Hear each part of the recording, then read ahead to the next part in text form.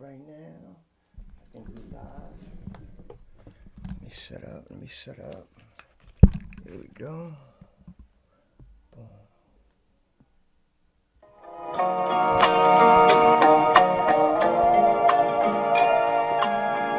Desde hace tiempo espero yo. I'm a Puerto Rican from the diaspora. I wanna see my island free, not now, but ahora. My name rings bells from here to Yabacoa. I'm from Cleveland where it gets colder than Minnesota. This ain't no novella, my life is like a movie. I'm a revolutionary like my brother Subi. We do this for la patria, raised against la máquina. Guns sound like reggaeton, the way it be like rakata. It's Manny Che, I'm here to stay. When it comes to my people, I don't play. From day to night, night to day. It's in my veins, I got the blood of a slave. We freedom fighting all the way to the grave. I'm a young lord, Balante is a slogan. Even a blind man can see that I am chosen. You can hate, but you will never ever stop my motion.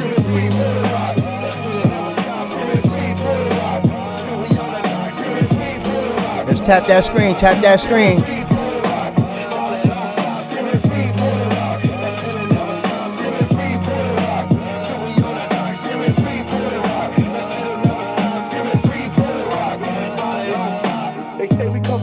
That's the farthest from the truth. They don't have no clue. Tony Hicklin, fuck you too if you believe that dumb shit. God sent me here to put the matrix in a glitch. Standing on the mound, I ain't giving up no hits. Leader of my team, no hitters when I pitch. And when I'm up the bat, guarantee I will not miss. Like number 21, I was born for this shit. Oír tu voz, sentir tu amor. Desde hace tiempo espero yo. Me haces soñar que estás aquí. Screaming free Puerto Rock, that shit'll never stop. Screaming free Puerto Rock, till my casket drop. The revolution now, you either ready or you not. I'm running to the front lines, I wanna pick my spot. I wanna stand for something, I don't wanna sit and watch. It's time to free our people from these chains and these locks. It's time to free our minds and stop thinking in a box. You with us or against us, if you not, then you ops. Uncle Sam and my Theo, Clico go home. Take Luma with you, leave us alone. Get the fuck out and don't come back. And take Mr. Jones cause he don't know how to act. Fuck Jake Paul, you go run and tell that. He's only on the island so he don't pay tax. We done being colonized, that's just facts. You part of the problem if you think I should relax. Yo, check out my man Manny Che on Instagram. Manny bless him. 216 on Instagram. This is fire. Yo, tap that screen, everybody, tap that screen. I know. I haven't been on in a couple of weeks. I was just trying to get some stuff situated. But we back at it. I appreciate everybody tapping in this afternoon. I wasn't sure if I was going to go live today or not, but I was like, you know what? Let's jump back on the bandwagon. Let's go do what we got to do. Bring the knowledge and education to the people.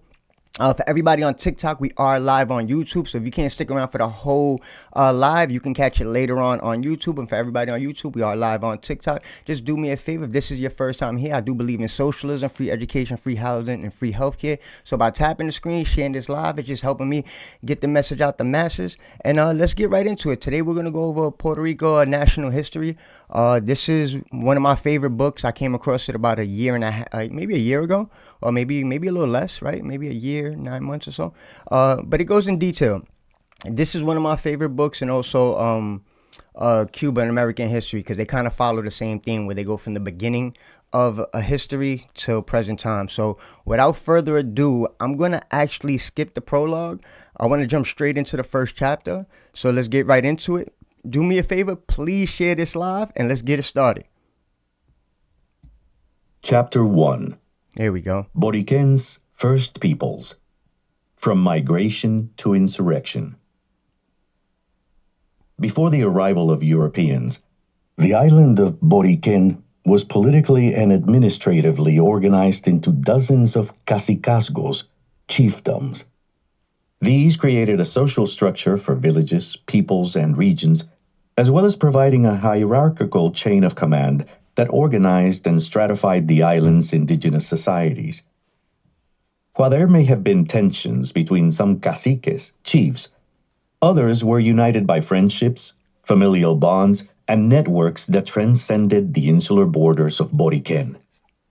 In fact, these communities likely imagined oceans, rivers, and other bodies of water not as frontiers, but as pathways. An indigenous person from the southern coast of Boriken might have felt closer to communities in the neighboring island of Ayiti, later renamed Hispaniola, than to the mountainous regions of the Rhone. The caciques of Boriken had known of strange people landing in neighboring islands since the arrival of Europeans in 1492. When the Spaniards disembarked in 1508 to officially begin Boriken's conquest through sword and cross, indigenous communities understood exactly whom they were dealing with. Contrary to myths perpetuated by traditional historiography, the indigenous communities, soon to be named Taínos by the Europeans, did not consider the Spaniards gods. The caciques realized that the colonizers were not to be trusted, as they had shown what they were capable of in Ayiti. There, they had raped women, beheaded insubordinates, and terrorized indigenous villages. Really quick, let's keep the F1s locked and loaded. If we on TikTok, I apparently get clipped every time we bring knowledge and education because of the language. So do me a favor. This is for educational purposes only. F1s locked and loaded because you know they don't want the truth to come out. Agüeybaná I, one of the most powerful caciques in the Caribbean, had to make a difficult decision. It was up to him whether his people resisted the conquest or negotiated with the conquistadores. His elderly mother advised him to make peace. This was not a sign of weakness or docility, but a calculated political move. The Spaniards carried weapons that Agüeybaná I had never seen or imagined. Resisting them could have meant the immediate extermination of his people. The Spaniards also brought with them Bibles, crosses, and germs. Their actions were guided by a desire to find and accumulate pieces of a glistening metal found in the island's rivers, often used as decor by indigenous leaders. This object, which the Spaniards called oro, gold, seemed to inspire violent greed. This violence, however, did not go unchallenged. The first migrations. When the Spaniards first arrived in the Caribbean, they met indigenous people they mistakenly referred to as Indians, thinking that they had arrived at the domain of the Great Khan. These peoples later came to be known as Taínos, though, as historian Ada Ferrer has noted, how they called themselves in 1492 or 1511, we do not know. There is much that we do not know about pre-conquest indigenous cultures and societies, a testament to the malleability and ever-changing nature of the past. In the late 19th and early 20th centuries, European thinkers began to create categories to understand time and space. For these scholars, the planet lived in different temporalities, with Europe in the present and the rest of the world in the past. Such categories were considered universal, but inevitably privileged European experiences and knowledge. Scholars created an asymmetric way of understanding the world, with Europe at the center, and the peoples without history, to borrow a phrase from anthropologist Eric R. Wolf, on the outside. History is the documentation and intentional recording of the past. But documentation cannot be solely limited to writing. The people who inhabited the Caribbean centuries before Europeans arrived on its shores had other forms of knowledge, history-keeping, and myth-making. Oral tradition was a powerful tool to document the past while maintaining tradition and creating community. Right. However, such traditions posed a serious challenge to those attempting to write down what happened in the past. Perhaps those oral traditions accrued their power by evading the gaze of outsiders, such as historians writing thousands of years later. Crafting a history of the indigenous communities who first arrived in the archipelago we now call Puerto Rico requires a careful dance between archaeology, anthropology, and history. In the 19th century, the study of Puerto Rico's indigenous communities was done by amateur archaeologists, lawyers, and medical doctors with an interest in setting the foundations for Puerto Rican history. Later, in the 20th century, indigenous histories were taken up by a transnational Caribbean intellectual community who pieced together ceramics, seashells, and other artifacts that allowed them to begin crafting concrete yet fluid and ever-changing narratives of the region's ancestors. Listen.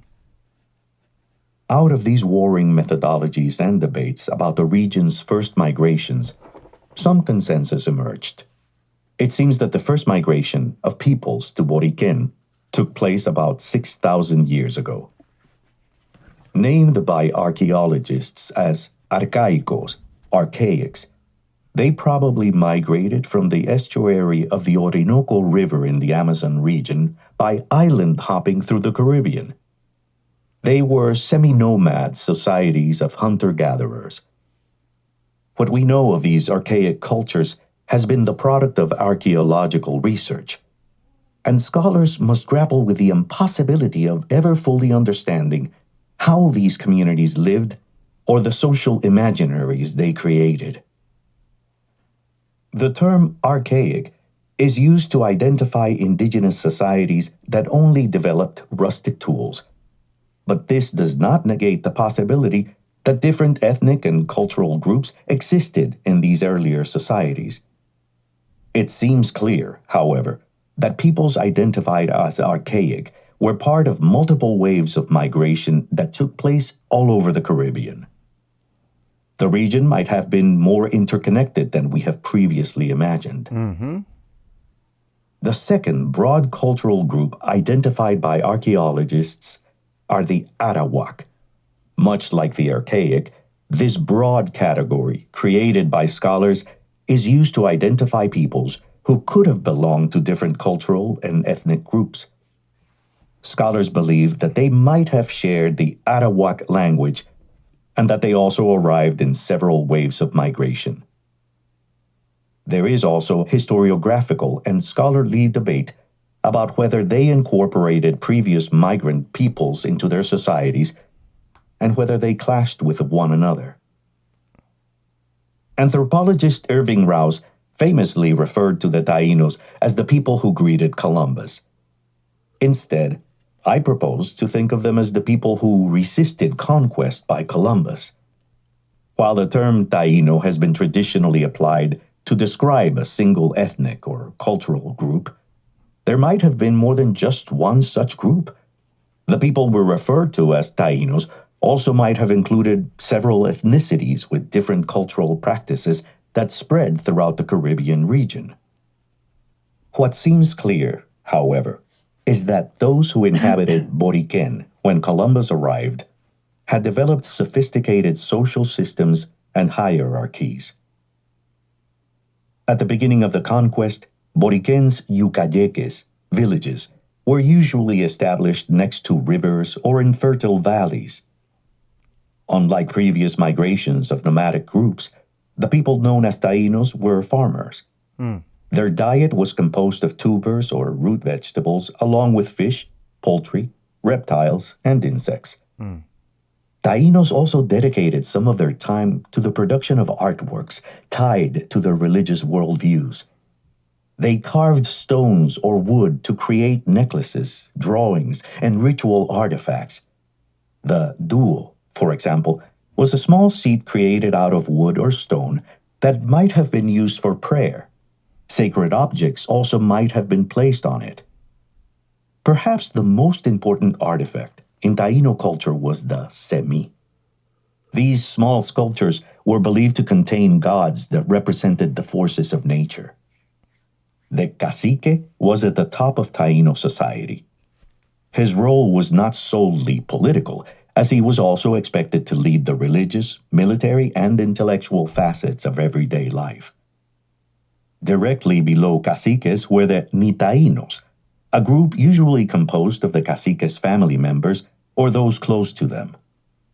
The nitainos administered social life on behalf of the cacique.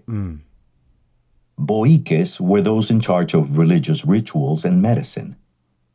And common people were known as naborias. Women played a significant role in Taino society, which had a matrilineal system where the inheritance of cacicazgos was based on kinship from the mother's side.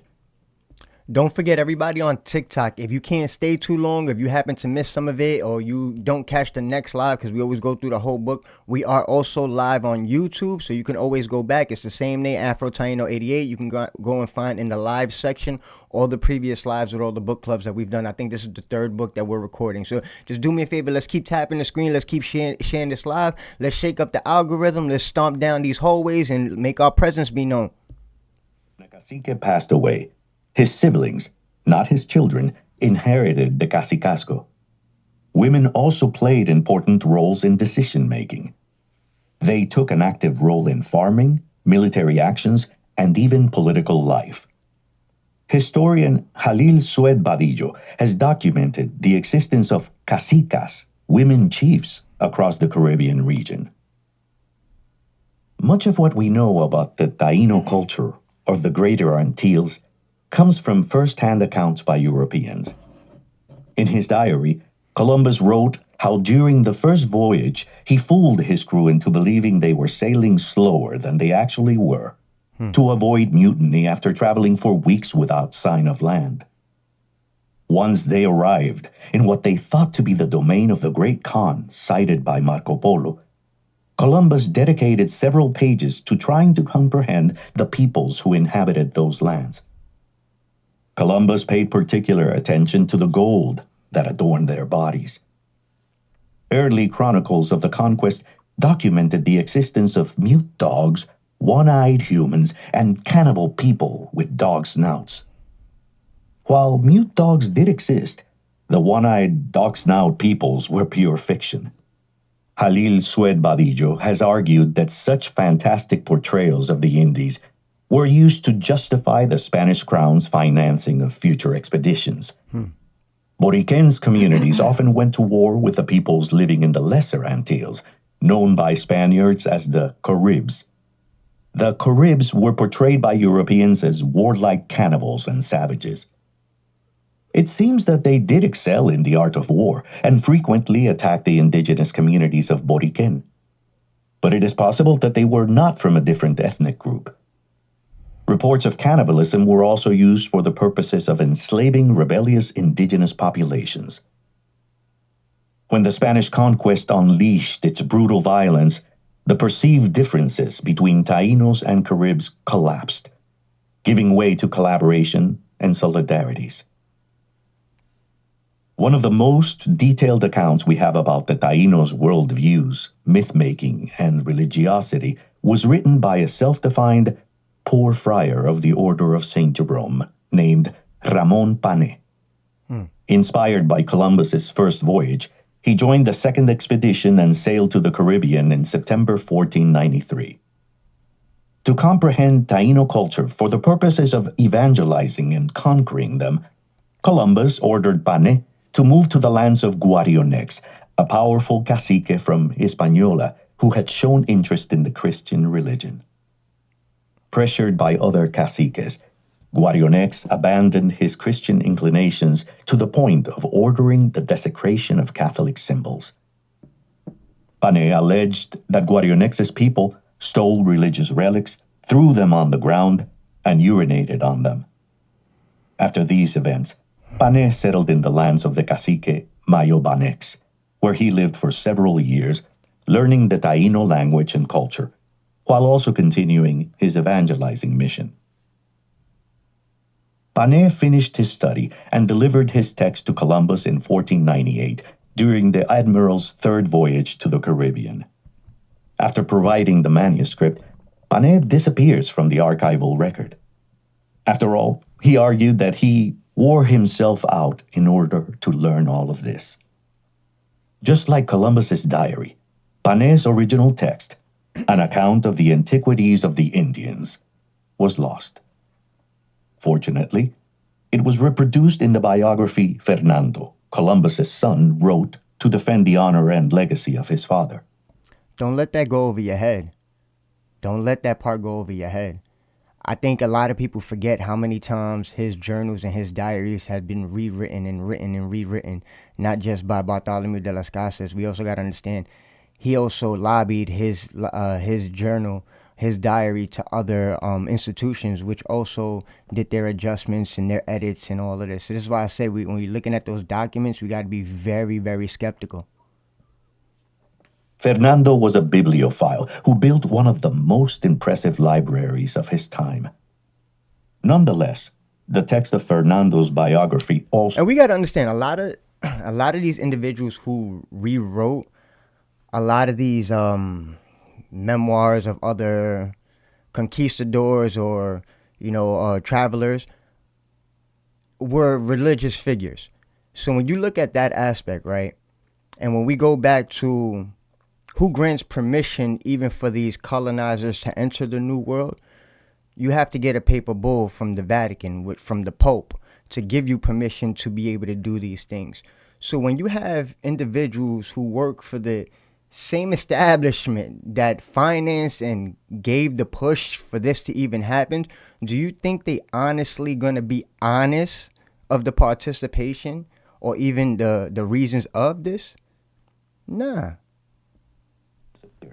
Only to be reproduced in a poor Italian translation published by Spanish historian Alfonso de Ulloa in 1571. This surviving palimpsest offers a window, through multiple colonizers' gazes, into the ways that Taino peoples conceptualize their world. It documents origin myths. For example, how the ocean was created, and how a woodpecker was used to design female genitalia, thus creating women. It also describes Taino fears of the dead, believed to walk among the living at night, and how boiques were in charge of healing the sick, becoming victims of beatings or even death if they failed in their endeavors. One of the stories Panay retold had prophetic undertones. It was said that two caciques from Hispaniola abstained from eating and drinking for days, so their semis would reveal the future to them. After 5 days, the semis spoke. Not many years would go by, they said to the caciques, before a people covered with clothes would reach that island, and they would end all those rites and ceremonies of the island, and would kill all their children and deprive them of freedom. F1. While the Tainos originally thought this premonition referred to the Caribs, it became clear that it was a prophecy about the arrival of the Europeans. After reading Panay's text, the historian and intellectual Pietro Martire d'Anghiera commented on this story in the mid-16th century that not even a memory is now left of the Zamis.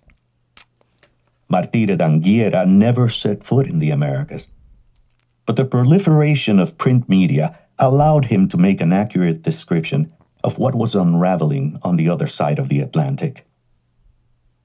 The Spaniards soaked the lands and rivers of Boriquen with blood, but the Tainos fought back. 1511, the road to insurrection. The first Let's tap that screen. Let's set a goal. We at 11K here on TikTok. Let's set a goal to 20K, guys. Let's set a goal to 20K. Let's tap that screen, share this live. Let's get this message out to the masses so we can share this knowledge and education. Do me a favor, keep the F1s locked and loaded, because TikTok is very sensitive, especially when speaking real facts, especially with the language that's given. So tap that screen, share this live. We are also live on YouTube. So if you came in late or you want to catch the rest of it, or you're not able to catch the next episode, you can always go back and go listen to some of the other books we have up there. I think War Against Puerto Rican, All Puerto Ricans is up there, the full book. You just got to watch the different episodes, the Huey P. Newton Reader, and now this book. So tap that screen, share this live. Let's keep it going. Clash between indigenous communities and Europeans occurred during Columbus's second voyage. It was November 14, 1493. The Europeans had stopped at the island of Santa Cruz, today St. Croix. They saw a canoe with 4 men, 2 women, and a boy. 25 Europeans decided to go after them. In self-defense, the fleeing indigenous people daringly put their hands to the arches, the women as well as the men. They were able to wound 1 Spaniard and kill another before being intercepted. F1. The men were beheaded. The women were raped and later sent to Spain to be showcased as cannibals. Michele de Cuneo, a Spanish soldier who claimed to be on the boat, took pride in raping one of them and argued, suffice to say that she really seemed trained as a whore. F1. 10 Taino women were held captive in their ships. 6 were able to escape by jumping ship and swimming away in the darkness of night. This was the beginning of a regime of terror sustained by labor and sexual exploitation. F1. Europeans arrived at the island the Taínos called Burunken, or Boriken, a few days later, on November 19, 1493. For decades, historians debated about exactly where Columbus's expedition landed.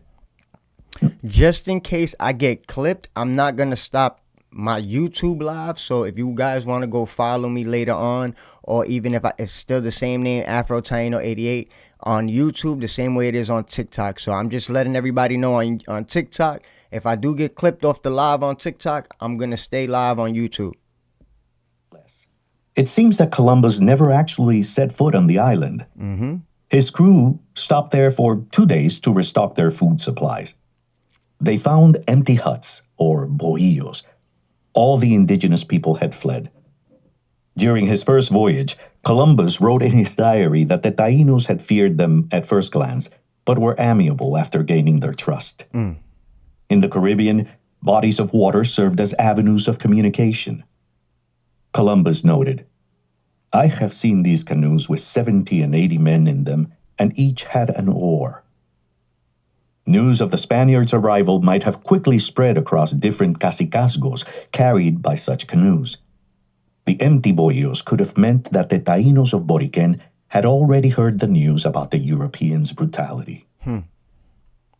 A few days later, the Europeans returned to Hispaniola and found the Nativity Fort, their first settlement, established December 24 of the previous year from the wreckage of Columbus's first ship, the Santa Maria, burned to the ground with no sign of the 38 men left behind to protect it.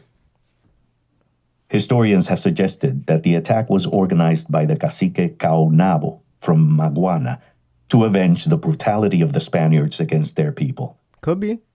While we can never reconstruct what actually happened, the fort's ashes might be imagined as a symbol of the first indigenous insurrection in the Americas. See, this is why I like going into books like this that tell you, like, they don't get into full history, but a lot of these stories we've heard, and it's covering a lot of components of these stories that we haven't been told, right? Because we heard about Columbus coming back and the ship being gone, but they jump straight into him going ape shit on everybody else. They don't give the possibilities of what could have happened and how the people stood up for themselves and how they wasn't just going to take this sitting down. But I just wanted to insert that. The Spanish crown made Hispaniola their first colonial hub in the Caribbean. The exploitation of indigenous communities started immediately after the conquest began. Interested in the limited gold reserves found in the Caribbean, Europeans established a system of forced indigenous labor known as repartimientos, divisions, which later became encomiendas. In this way, Spaniards exploited the land through forced labor. Each colonizer, known as a vecino, neighbor, received indigenous peoples as subjects. We still use certain terms. As historian Ida Altman notes, Indians could be encomienda workers, permanent servants, naborias, or slaves, but in all cases they were subject to Spanish labor demands, strictures, and punishments. This system was legally consolidated after a series of royal edicts from 1503 to 1504 ordered encomenderos, grantees, to remunerate indigenous people for their labor, to provide them time to rest and work in their own fields, and ultimately to evangelize them. As historian Juan Ángel Silén has argued, the Taínos' indoctrination was part of a longer war Iberians waged against paganism and Islam.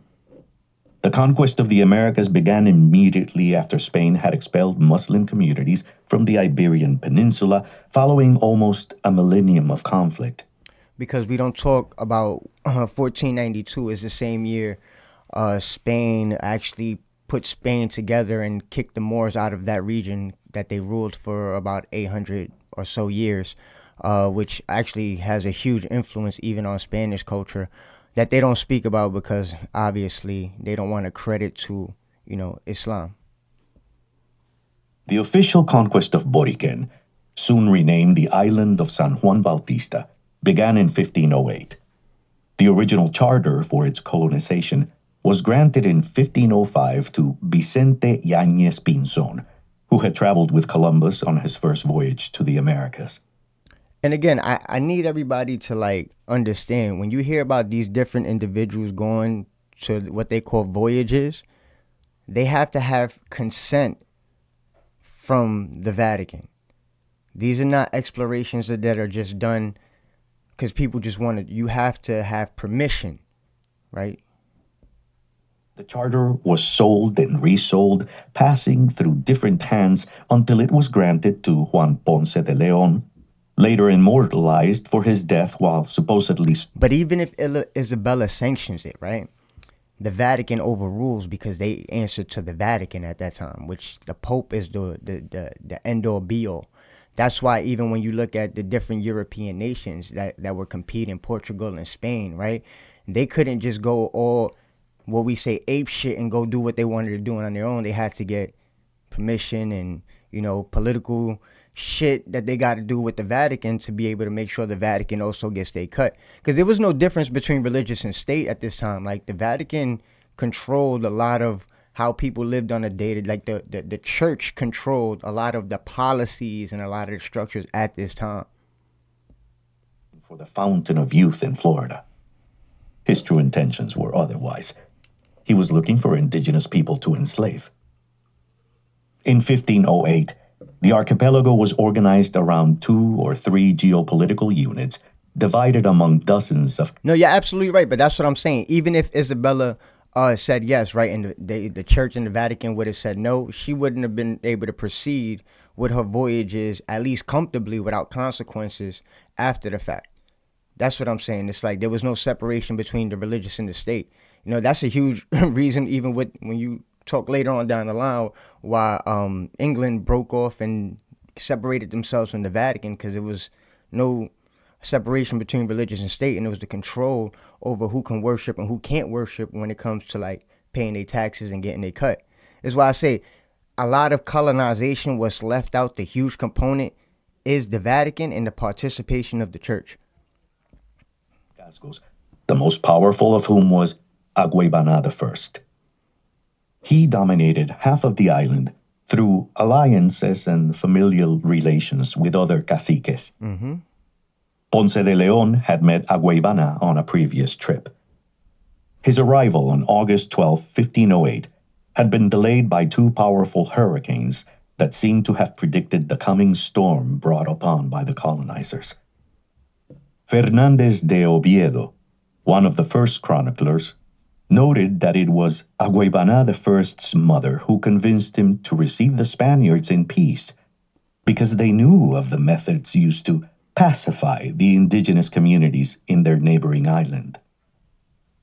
In a document written and signed on June 4, 1516, and sent to the incoming King Charles I, 14 priests shed light on the brutality of the conquest during its first years. I will not reproduce the violence gruesomely described in the document, but it included infanticide, sexual terror, brutal dehumanization, and labor exploitation. The friars carefully described the conquest's genocidal impulse. Agüeybaná I's decision to negotiate peace with the colonizers should not be understood as an act of docility, but one taken after careful political and military reflection. Back in Spain, Christopher Columbus's son Diego Colón demanded to be named Viceroy of the Indies as part of his inheritance. This meant that Nicolás de Obando, the governor of the Indies, who had granted Juan Ponce de León a charter to colonize Boriquén, would lose his power. Knowing that it was just a matter of time before Diego Colón arrived and reconfigured the political landscape, Ponce de León rushed to establish the town of Caparra, Boriquén's first official European settlement. Shortly after, in 1509, Diego Colón sent Cristóbal de Sotomayor, a knight from Galicia, to Boriquén. Since Ponce de León had already settled in Caparra, it was decided that Sotomayor would establish another town in the southern part of the island, a territory that belonged to the Agüeybaná I Cacicazgo. 2 storms had welcomed Ponce de León to Boriquén. Now, the winds of war began blowing. In November 1510, a group of indigenous peoples from the Yahuecas region in modern-day Añasco were tasked with ferrying Diego Salcedo, a young Spanish conquistador, across the Guaurabo River. As they carried Salcedo across, his fate turned. The cacique Urayoan had apparently ordered his assassination. The Taínos drowned him, an incident that still carries power today. Some scholars believe that Salcedo might have played and lost the game of Batu with the Taínos. This ball game was played not only for fun, but also for ceremonial purposes, with the loser oftentimes sacrificed. In Puerto Rican mythology, however, the murder was committed to prove the Spaniards' mortality. Recounted in the 1535 chronicles of Gonzalo Fernández de Oviedo, the story gave power to the myth of Taíno docility. However, it can also be understood as a war cry. Unhappy with the Taínos he had received as part of his repartimientos, Cristóbal de Sotomayor began to organize raids to capture indigenous peoples from inland communities and cacicazgos. In fact, Sotomayor was the first person to receive a charter allowing him to enslave indigenous peoples. This created tension between the colonizers and the southern cacicazgos, forcing Cristóbal de Sotomayor to move the town of Guánica to the west, soon to be renamed Aguada. Spanish conquistadors began documenting resistance from indigenous communities that refused to be subdued, and rumors circulated about the planned assassination of Sotomayor. Unfortunately for Cristóbal de Sotomayor, Agüeybaná I, who had been peaceful with the colonizers, died 2 years after his arrival. His brother Agüeybaná II inherited Boriquén's most powerful cacicazgo. Known as Agüeybaná the Brave, he probably grew up hearing stories about the colonizers' actions in neighboring Ayiti, and was now seeing that violence unfold in his own land. Unlike his brother, he decided to act. As a political, religious, and military leader, he began organizing for war against the colonizers. In September 1510, Agüeybaná's sister advised Sotomayor to run away. After receiving confirmation of the planned assassination, Sotomayor gathered 4 soldiers and made his way to Caparra to alert authorities there about the rebellion. As they traveled along the Jauca River, Agüeybaná II intercepted them. All the Spaniards were killed except for Juan González, a Spanish scout who had infiltrated an indigenous ceremony and knew their language. He swore on his life that he would become loyal to Agüeybaná. He was wounded and left to live, only to promptly alert the Spanish authorities about what had happened that night. The conquistadors' bodies were buried vertically with their feet above ground, their bodies pointing toward the hell the Christians talked so much about. War was inevitable. By 1511, Agueybana II had amassed an army of 3,000 soldiers. They destroyed the town Sotomayor had established in the south and simultaneously attacked other settlements throughout the island. They killed 150 to 200 Spaniards at a time when the population was not more than a few hundred. In the chaos of the moment, those who survived fled to Caparra, where Juan Ponce de Leon was organizing an army. When Ponce de Leon's soldiers marched toward indigenous territories, they found that the Taínos had swept the dirt roads, symbolically welcoming the Spaniards into battle. The Spanish offensive proved successful, and the repression was brutal. Spaniards burned any Taíno town that was in their way and arrested and enslaved a great number of Taínos, burning an F into their heads to remind them that they were property of the Spanish king, Fernando de Aragon. It was clear that the Taínos had suffered a great defeat. But the war did not end there. When Juan Ponce de Leon offered a pardon to those caciques in arms, only 2 accepted. After the initial stage of the war, indigenous communities changed their strategy. Instead of frontal warfare, they now opted for sneak attacks on Spanish settlements and for a naval strategy. In fact, it seems that many indigenous communities fled Boriquen and took shelter in the Lesser Antilles, home to the so-called Carib Indians, who had once been their enemies. One of the most famous early battles took place in Yahuecas, in Boriquen's central eastern region. According to chronicler Fernández de Oviedo, Ponce de Leon killed a cacique carrying a big guanin, gold medal necklace. This triggered the long-standing idea that Ponce de Leon had slain Agueybana II in battle. Nonetheless, Jorell Meléndez-Badillo has persuasively demonstrated that the Spaniards recorded sightings of Agueybana during the following decades. In fact, the figure of Agueybana became a powerful myth, and people reported seeing him fight in multiple battles. It is more likely that he joined those who settled in the Leeward Islands and continued leading attacks on Boriquen's colonizers for years to come. The war that began in 1511 and continued in the form of attacks for decades marked a turning point in the initial stages of Spain's colonial project in Puerto Rico.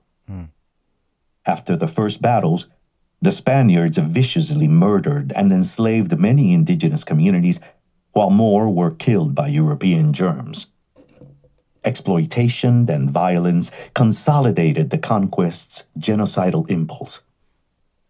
By 1530, the Spanish reported 1,553 Indians enslaved or in encomiendas. That number, of course, is questionable if we take into account methods used to generate the data. Many indigenous peoples took to the mountains to live outside the limits of the state and are thus absent from the historical archive. Such silences pose challenges to historians. But if we take an indigenous perspective, absences could also provide a motive for celebration. Disappearing from the archive and from history may have meant surviving the conquest's genocidal thrust. It was in communities that indigenous peoples created on the fringes of societies where some of them befriended another group of people escaping the unspeakable violence of Spain's settler colonial project. African-descended peoples escaping enslavement. That was definitely a good first chapter. Let's tap that screen, share this live. We got the goal to 20K. We're going to play one more chapter, which I think is like another 38 minutes or so. But let's tap that screen. Let's try to get this message out to the masses, and let's keep it going. Chapter 2. Consolidating the Colonial Project. The Spanish successfully and violently suppressed the 1511 indigenous insurrection. But that was just the beginning of indigenous peoples' campaigns against the settlers. There were dozens of attacks organized from within and outside Boriquen throughout the 16th century. Rebellious caciques from the mountainous interior joined their longtime enemies from nearby islands to fight the Spanish. These attacks varied in size and effectiveness. In mid-1513, more than 350 Carib Indians attacked the settlement of Caparra. They were able to burn down multiple buildings, including the library of Bishop Alonso Manso, perhaps the first library in the Americas. The attack also left 16 settlers dead. There were 2 other strategic attacks that year. These actions targeted not only settlers, but also caciques who had betrayed their own and collaborated with the Spaniards. The cacica Luisa was killed during these attacks. By then, some caciques had started to collaborate with Spanish settlers by providing laborers to work in the mines for a set period. When it was the mining season, a person designated as a recogedor de indios, Indian collector, traveled through cacicazgos, assembling those who were forced to work. When the attack on the cacica Luisa took place, Francisco Mejia was there as a recogedor de indios. He also died in the battle. Francisco had joined his parents, Anton Mejia and Violante Gomez, in their travels to Hispaniola and then Boriquén during the conquest's early days. The Mejias were probably the first African-descended family to arrive in the Americas. Anton Mejia was able to invest in the mining economy and had accrued enough wealth and social capital by 1514 to be the only black person to own enslaved indigenous people. There was a handful of other freed black people who arrived in Boriquén during the first 2 decades of the 16th century. They had received their freedom in Spain and then traveled to the Indies in search of better opportunities. Some took part in the mining economy, while others joined the military or became salaried workers for the Spanish crown. But their opportunities became limited as time went by. In the second half of the century, all official vecinos, a title requiring the crown's recognition, akin to modern-day citizenship, were white Spaniards. As the indigenous population thinned due to illnesses or exploitation, or because they ran away to the mountains or other islands, the settlers began to look elsewhere for labor. This period marked the beginnings of African enslaved labor in Puerto Rico. Since their arrival in the Caribbean, Spaniards had been awed by the abundance of gold. The glistening metal that the Taínos seemed to take for granted was plentiful in the riverbanks and soil. Social and economic life in the conquest's early days was organized around mining gold. The amount of gold produced during the first decades of the 16th century was staggering. From 1509 to 1546, for example, the Spanish crown received 2 million gold pesos from the island of San Juan. The practice of mining was labor-intensive and understood as antithetical to the Spanish settlers' lifestyle. Instead, Spaniards forced indigenous peoples to endure harsh working conditions while they mostly took care of melting the precious metal. But indigenous workers quickly became scarce. The violence of the conquest, the germs brought by the settlers, and the perils of mining took a toll on Boriquén's indigenous communities. Early settlers constantly complained to the crown that there was an abundance of gold. Am I lagging, everybody? Am I lagging or is it good? Let me know if I'm lagging. Let me know in the comments, chat. Let me know in the comments. Am I lagging? I know YouTube is up and running good. I see people tapping, so I'm going to just keep playing. But a shortage of workers to mine it. Okay, thank you. This became the justification for importing enslaved African peoples. Not all people of African descent enjoyed the privileges of the Mejia family, who had arrived as freed people and were able to accrue a small fortune during the early stages of the conquest. Most Africans disembarking on the island of San Juan during the early days of the conquest arrived in shackles and were forced to work from sunset to sundown. The settlers argued that the few hundred enslaved people were not enough, and asked the crown to grant them licenses to import more. Most were employed in the gold mines and later in the burgeoning sugar industry. The first sugar mill began operation in 1522. Like mining, sugar harvesting was also labor-intensive. By the 1520s, planters were also calling for more enslaved people because the ones on the islands already were dying in large numbers. Just like indigenous peoples, Africans suffered the brunt of the conquest's genocidal impulse. And just like indigenous peoples had done, they did not passively comply. While records are unclear and vague, it seems that the first enslaved revolt in the Americas took place in Boriken in 1514. In that year, a major storm hit the island. Storms, as the indigenous communities had known for centuries and Europeans would quickly find out, Hurricanes are a recurring event in the region. The 1514 storm not only made food scarce, but also impacted the mining economy. It seems that the mining schedule was altered that year, affording laborers a mere month of rest between mining seasons. The storm hit as workers returned to the mines, and it was around this time that enslaved peoples revolted.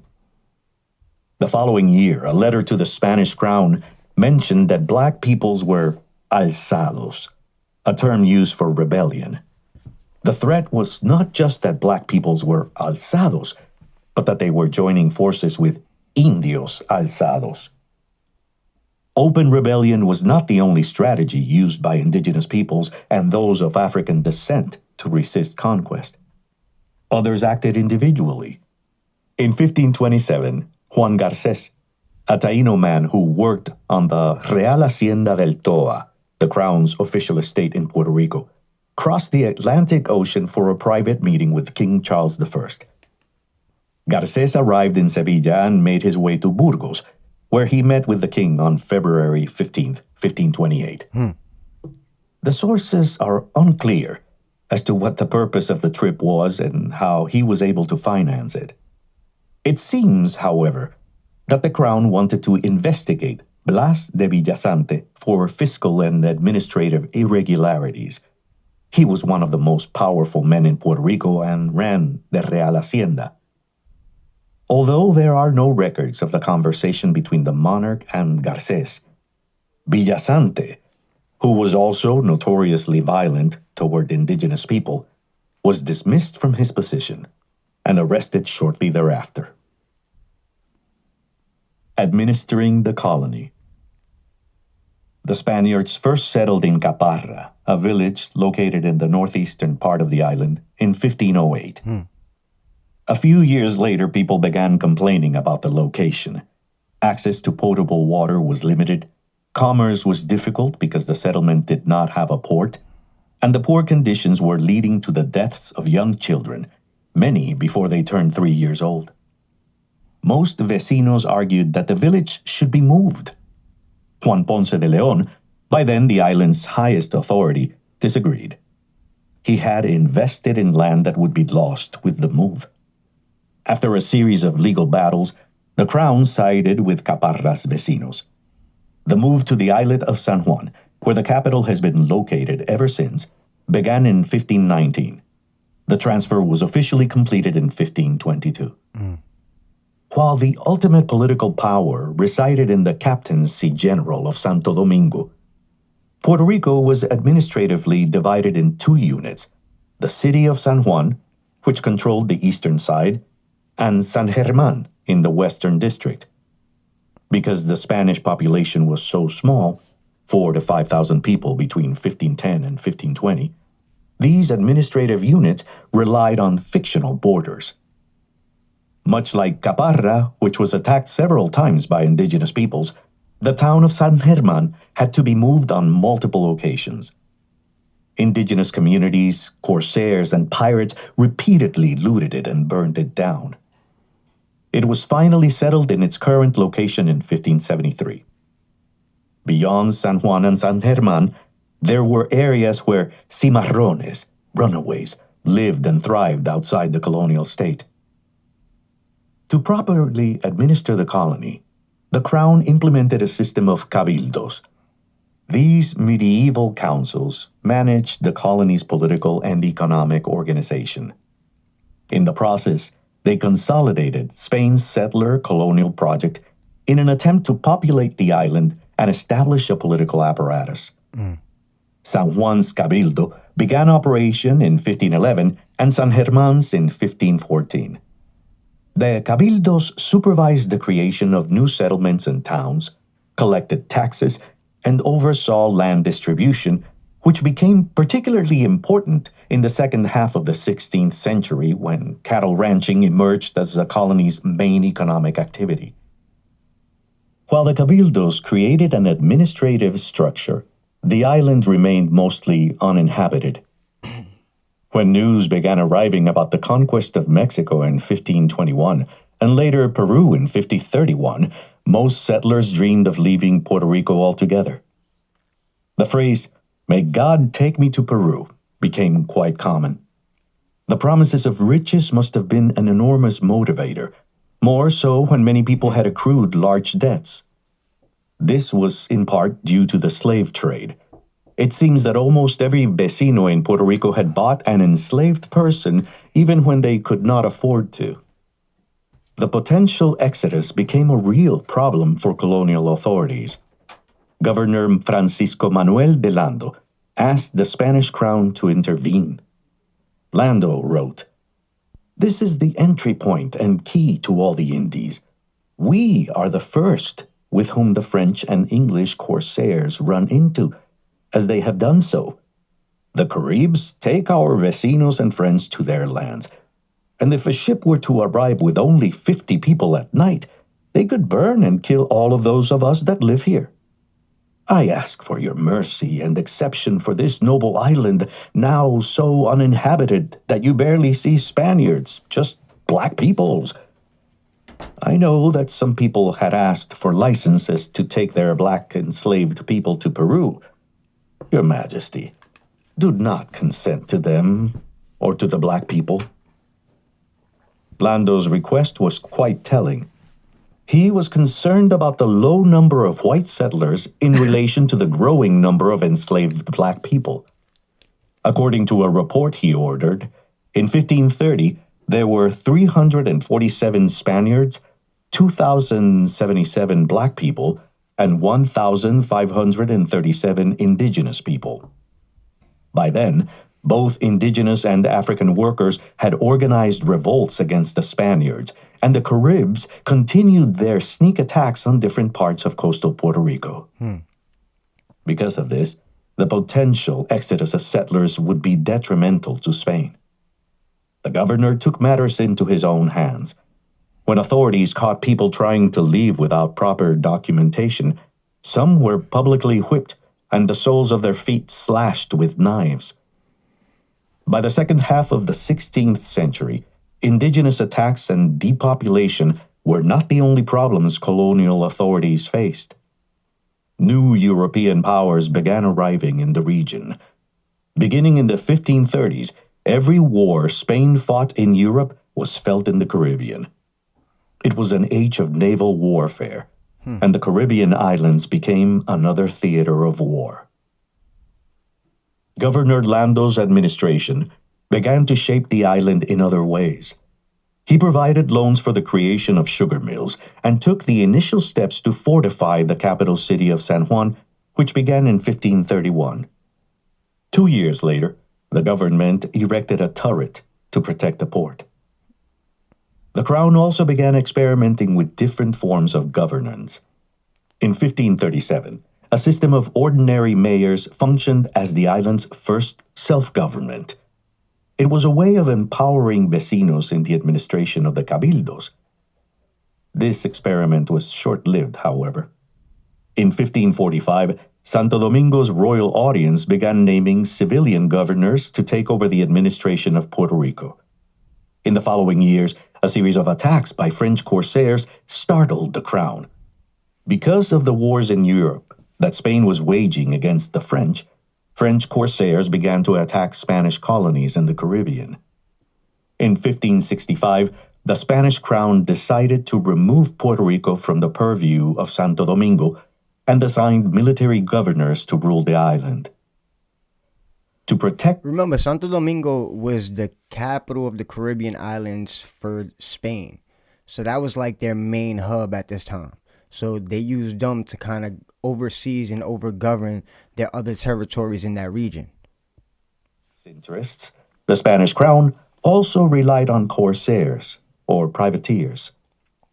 Unlike pirates, who attacked and looted any ship they encountered for personal gain, corsairs had royal licenses to do so.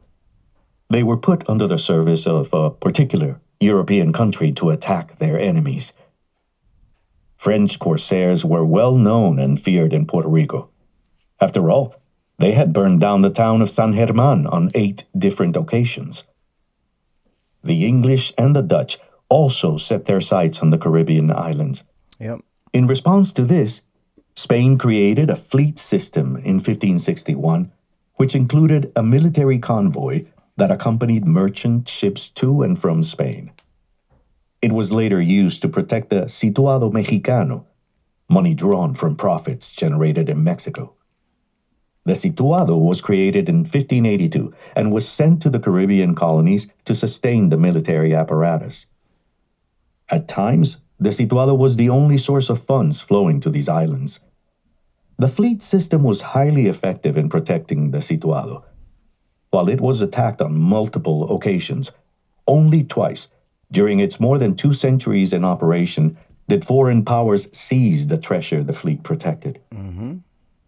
By the second half of the 16th century, Puerto Rico began to lose its economic importance. Mining had been the conquest's initial engine, and by the 1530s, it was clear that it was losing steam. Sugar production, which required heavy investments and extensive labor, became an important economic enterprise, only to all but disappear the following century. The economy was diversified between cattle raising, agricultural production, and contraband. The latter became a lifeline for many Puerto Ricans at a moment when food was in abundance, to the point of only killing cattle for its skin, while products like fabric for clothing, oil, and wine were scarce. A letter from Governor Juan de Céspedes in 1581 echoed Lando's earlier assessment. The island was becoming depopulated and constantly under attack from Carib Indians. An earlier letter by Governor Diego de Caraza had also expressed that the island was lacking people who could work because the very few Indians available are no good, and we are out of blacks. These, of course, were exaggerated. F1 in the comments. Keep them F1s locked and loaded. F1s locked and loaded. We almost at the goal. Let's get everybody's participation. The goal is 20K. We at 15.2. Let's get it rocking here on TikTok. Don't forget, everyone on TikTok, we are live on YouTube. So if you missed the beginning stage of this book, you can always go back and go look at some of the other books we've streamed as well. Tap that screen, share this live. Let's get it going. But they revealed the social conditions in the second half of the 16th century. Governor Lando noted that there were only 1,043 indigenous people in 1530. That number was certainly higher, but as historian Francisco Moscoso has noted, it seems that no less than 90% of Puerto Rico's indigenous population fled to the mountains and other Caribbean islands or died due to exploitative labor, suicide, and epidemics. Contrary to traditional histories, however, they did not simply become extinct. Those who fled to the mountains continued their practices and traditions, eventually permeating into Puerto Rico's social fabric with Taíno names, foods, and agricultural practices that survived for centuries and still survive. Yep. While the Caribbean had been the Spanish crown's first epicenter in the Americas, it lost its economic importance after the depletion of its gold reserves and after the conquest of Mexico and Peru. But Puerto Rico retained its strategic relevance and became a military outpost of the Spanish Empire. And continues to be today for the United States. It's not coincidental. it correlates. Its location made it ideal to protect Spanish interests in the region. It was, as settlers and even the king often noted in their correspondence, the key to the Indies. It was of utmost importance to protect it from foreign powers. In 1595, the Spanish colonial government faced the threat of a potential occupation. That year, Sir Francis Drake, an English privateer feared by the Spanish, sought to take the capital city of San Juan. The attack was not exactly a surprise to Spanish authorities. In 1585, the Crown had sent 2 messages to San Juan warning them to prepare for a possible English attack. In August 1595, Drake received information that the flagship of the Spanish fleet had stopped in Puerto Rico for some repairs while carrying multiple treasures. Armed with this news, he convinced the English crown to authorize his expedition. Weeks before his arrival in Puerto Rico, the Spanish crown's espionage network also received information about Drake's imminent assault. In November of 1595, Drake's impressive convoy, composed of 27 ships and 2,500 soldiers, approached the San Juan Bay. Did he say Drake? The Spanish Morro fortifications were put to the test for the first time in their history. Did he say Drake? Not Drake. Early in the battle, on November 22nd, Drake's ship was hit by a cannonball, wounding It was called Kendrick. him. The following day, the English waited until nighttime to try to take San Juan, but a ship on fire illuminated the bay and the target for the Spanish artillery. On November 24, Drake tried again, but the Spanish sank 3 ships in the harbor, forcing him to retreat. Drake's attack was part of the Anglo-Spanish War, a conflict between Spain and England that took place from 1585 to Yo, now that I said that, when he's talking about this part, it's hard for me not to like think of the conflict between Drake and Kendrick. Just 1504. Not only fought in Europe, the war led to skirmishes throughout the Caribbean. In 1598, the English once again attacked Puerto Rico. Sir George Clifford, Earl of Cumberland, succeeded in taking the capital city of San Juan, and the flag of England was raised in El Morro until events took an unexpected turn. On June 16, 1598, Sir George Clifford led an expedition of 20 ships and 1,700 men. Unlike Drake, Clifford did not try to take San Juan through the bay. Instead, his troops landed miles away from the capital. After a series of battles, the English were able to force the Spanish troops into retreat. The Spanish locked themselves in El Morro as the English took over the capital city of San Juan. Almost 2 weeks later, the Spanish troops surrendered, and Puerto Rico became an English possession. However, in September, a dysentery epidemic spread through the Earl's troops, forcing him to leave the island. The occupation had been a disaster. Clifford lost 600 soldiers and was not able to cover the cost of the expedition even after ransacking the capital. On September 25th, 1625, 27 years after Clifford's occupation, another military attack shook colonial authorities in Puerto Rico. After a failed attempt to retake San Salvador de Bahia in Brazil, the Dutch sought to inflict damage on Spanish possessions in the Americas. Puerto Rico became the target of a squadron led by General Boudewijn Hendricks. His fleet, composed of 17 Dutch ships, easily entered San Juan Bay, taking the Spanish by surprise. The battle lasted more than a month. When Hendricks demanded Spain's surrender a second time, he also threatened to burn down the city.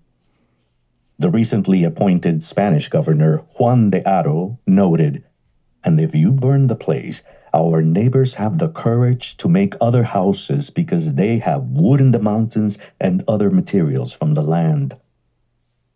True to his threats, Hendricks destroyed San Juan. But he was not able to occupy it. The Spanish troops resisted and were joined by militia companies under the orders of Patricio de la Concepcion, a man of color.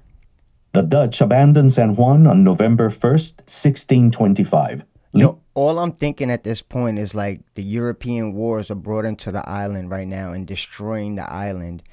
The people, the agriculture, the land, they're destroying everything with their war that they started in what they call the Old World. This is not a battle of the indigenous or the enslavement of Africans. This is Europeans who brought their shit to the island and basically trying to take a shit. Behind destruction that took decades to recover from. But war was not the only thing affecting the people of Puerto Rico. Nope. Outside legality. The history of Puerto Rico cannot be limited to European battles or statecraft. Nope. Most of the island's inhabitants lived beyond the city centers and were left on their own. While food was never lacking, other necessities were scarce. The Catholic Church constantly complained that because people lacked fabric for clothing, they could not attend Mass. As hot as it is over there, I don't think they worried about that. I mean, I don't think they're ready to be like, I don't know. It's weird. Like when I hear shit like this, it's like 90 degrees all day, every day out there. You want them to clothe themselves to be able to, submit and convert into your religion. Like there's a disconnect there. The situation was so dire that some church services were moved to the evening so the darkness of night could cover people's bodies. The Spanish crown also participated in the era's mercantilist system, which depended on national accumulation of wealth and riches. Spain did this through a state-based monopoly. Merchants were not allowed to trade with foreign countries. To make matters more difficult, San Juan was the only port authorized by the crown.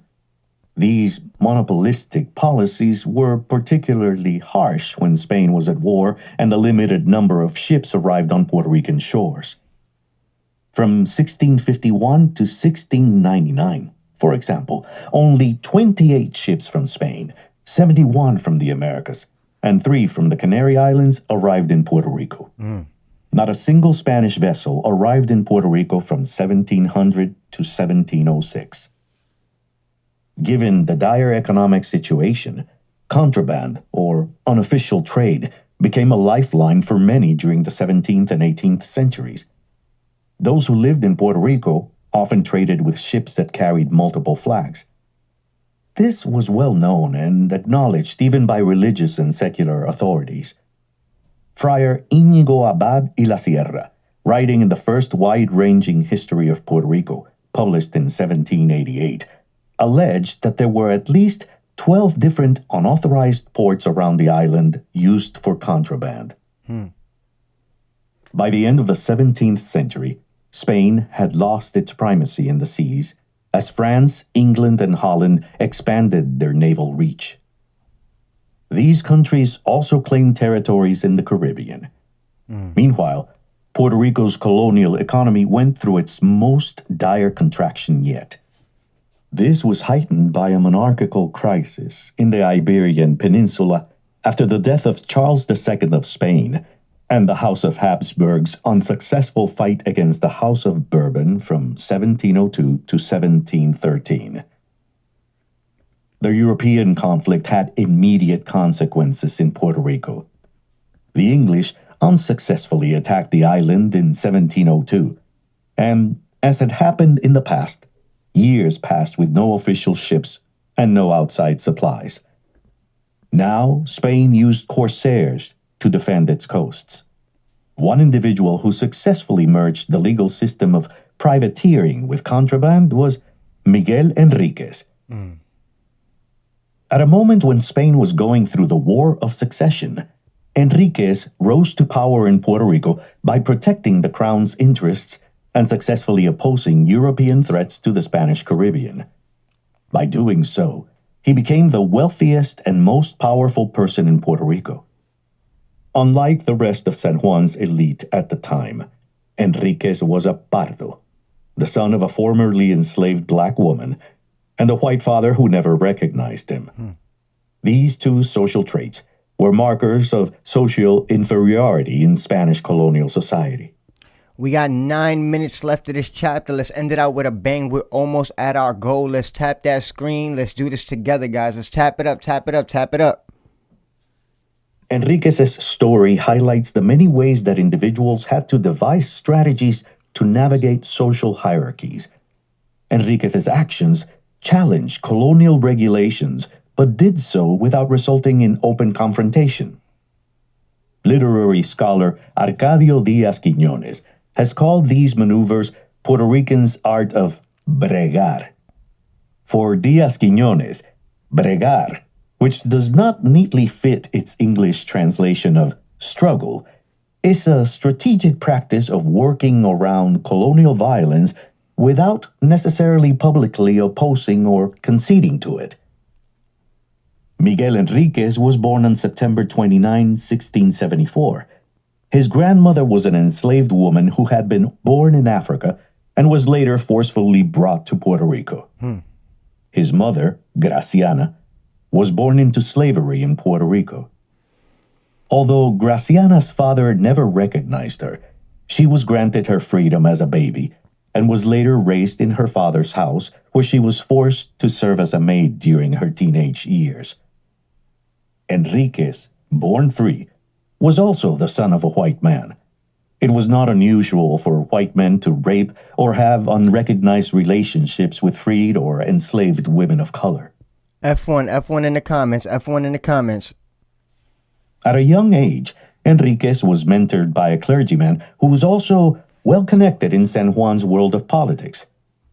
Under his tutelage, Enriquez learned to write and eventually secured an apprenticeship in a shoemaking workshop.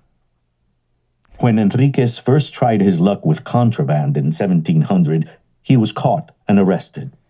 He was sentenced to hard labor in El Morro, but the clergyman's contacts helped him get a lighter sentence working in the artillery. The clergyman, Enriquez later learned, was his father. While serving his sentence, Enriquez's skills caught the eye of Governor Gabriel Gutierrez de la Riva. The governor eventually made Enriquez his right-hand man in contraband activities. To protect himself, the governor put several properties, including houses and sailboats, under Enriquez's name. When Gutierrez de la Riva unexpectedly died in 1703, Enriquez inherited all these properties along with contacts he had accrued while secretly collaborating with the governor. This would launch his career as a corsair and contrabandist. During the first 3 decades of the 18th century, Enriquez amassed one of the largest fortunes in the Americas. He held more wealth than all other Puerto Ricans combined. His fleet of ships numbered more than 150. He also owned around 300 enslaved people. Enriquez could also buy political positions for allies, including governorships. At a moment when most lived in precarity, Enriquez enjoyed the finest wines, meats, and cheeses. His role in defending the island did not go unnoticed by the crown. The king made him a captain and later granted him the royal effigy, effectively making him a knight with the title of Don. These were the highest honors any Puerto Rican ever received during Spanish colonial rule, all while being an illegitimate pardo, something that his enemies constantly repeated. When the crown consolidated its control over the Caribbean in the 1730s, he lost royal protection once he had ceased to be an asset to Spain. In Puerto Rico, the elite also conspired against him. Once the most powerful man on the island, in 1735 he was forced to seek shelter in a Catholic convent. He spent the last 7 years of his life there and died penniless. Although he had paid for the funerals of San Juan's most powerful people, he was buried in an unmarked grave. As Enriquez noted in his memoir, which he dictated to his nephew during his cloistered years. Thanks for the subscription. I really appreciate it. Thank you. Thank you for joining the team. He was free. Puerto Rico never lacked a thing. He ensured the island had much-needed supplies and protection. But the white elite could not fathom that a man of color possessed such power. Listen. Enriquez's life story highlights some of the contradictions that ensued during and after the consolidation of Spain's settler colonial project. By the turn of the 18th century, official documents began referring to those born in Puerto Rico as naturales or puertorriqueños. A 1647 document is one of the earliest to describe the physical condition of naturales, or those born in Puerto Rico. In 1705, some official documents referred to those born in Puerto Rico as puertorriqueños. That year, a military soldier complained to the Spanish crown about the precarious... But you see how you see the division within that, right? And that's a tradition that's carried on from Spain, right? Where Spain looked at their descendants as less than, whether they had the same parents that were both born in Spain. But if they were born outside of Spain, they looked at less than if they were born on what they call the mainland, right? Or their mainland or their motherland, how they refer to it.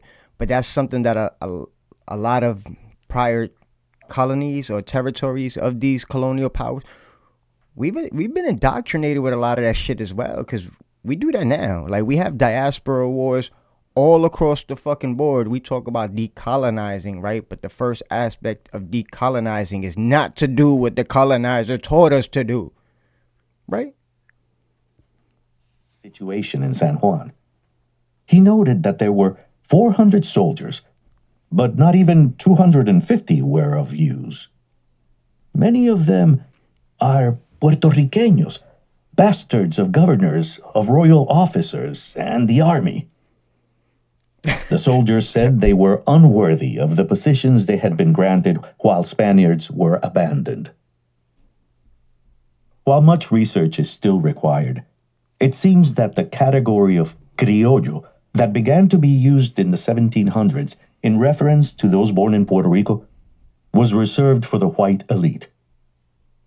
For Puerto Rican criollos, writes historian Mario R. Cancel Sepúlveda, being a pardo, as non-whites were defined at the end of the 18th century, made you not worthy of the title of criollo. For the elites, being black or mulatto was equivalent to an error or a lack of honor, dignity, and decor. As the social category of puertorriqueño was emerging, whiteness was zealously policed by colonial elites. Meanwhile, contraband was all but sanctioned by colonial authorities. This gave a person of color with the connections, will, and knowledge, like Enriquez, an opportunity for social mobility. Through contraband, he became a renowned ship owner with an impressive fleet that protected Spain's key to the Indies at a moment when the metropolis was too busy fighting other European powers.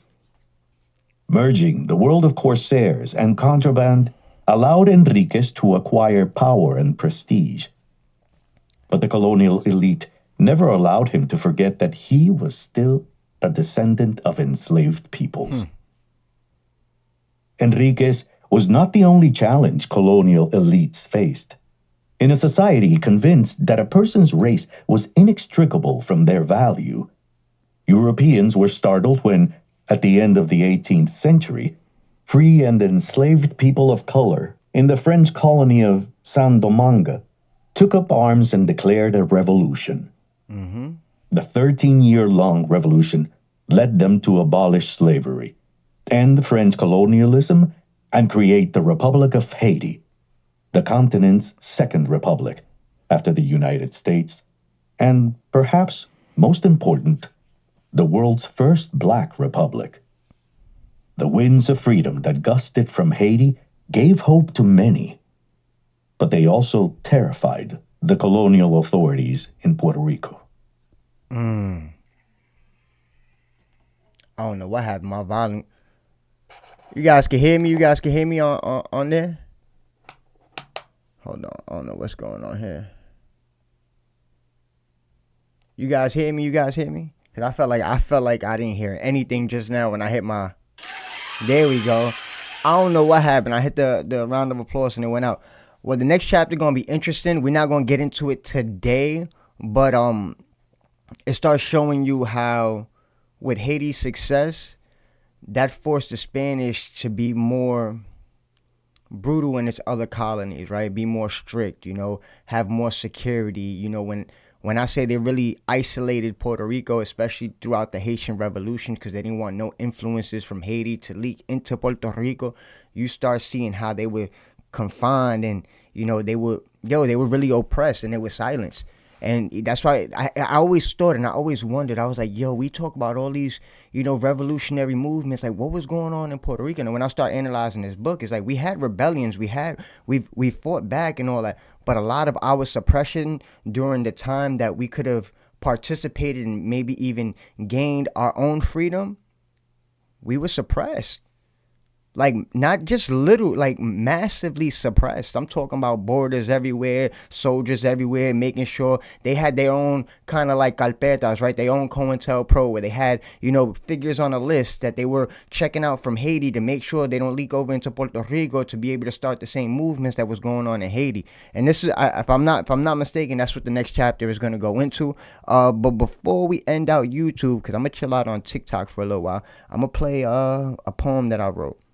And since these past couple of years, here we go. Hasn't been easy. Check it out. Tap the screen. Good, bad, or indifferent, it was worth it. Throughout my journey, I had so many inspirations, so many things that made me see things in a different light, even view myself from a different perspective, understanding that I don't have to be just another statistic, that I can seek to be who I want to be, not who they set out for me to be. Facts. With that being said, this is my response to the legendary Pedro Petri's Puerto Rican obituary, Puerto Rican resurrection. Tap that screen. Hold up. What's going on? We've let too much time pass.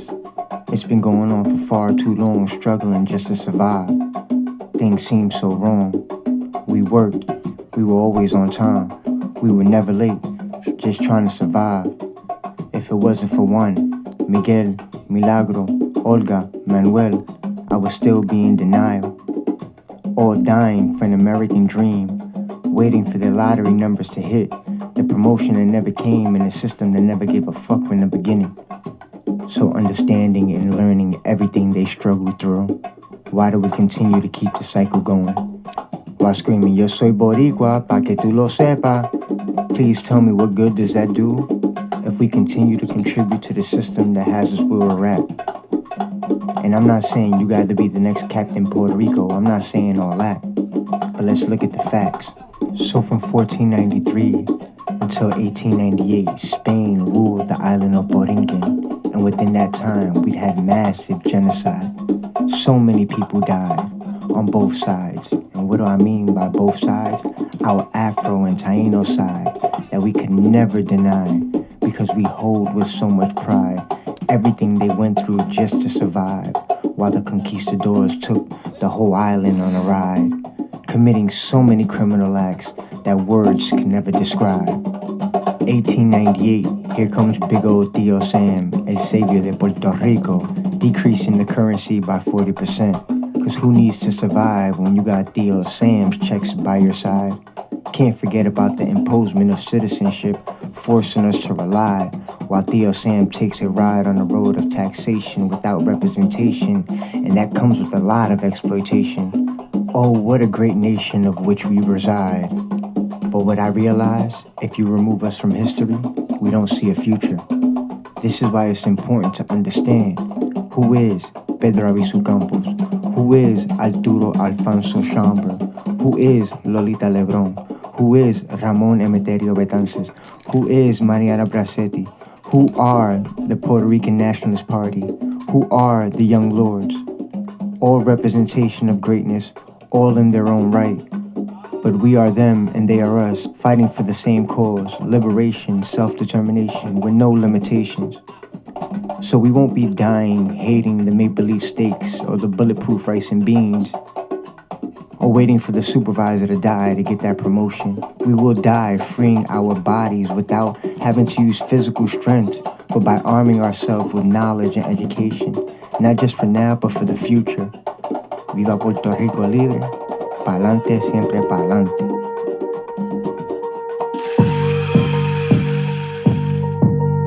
I appreciate everybody that tapped in today. Definitely have fun.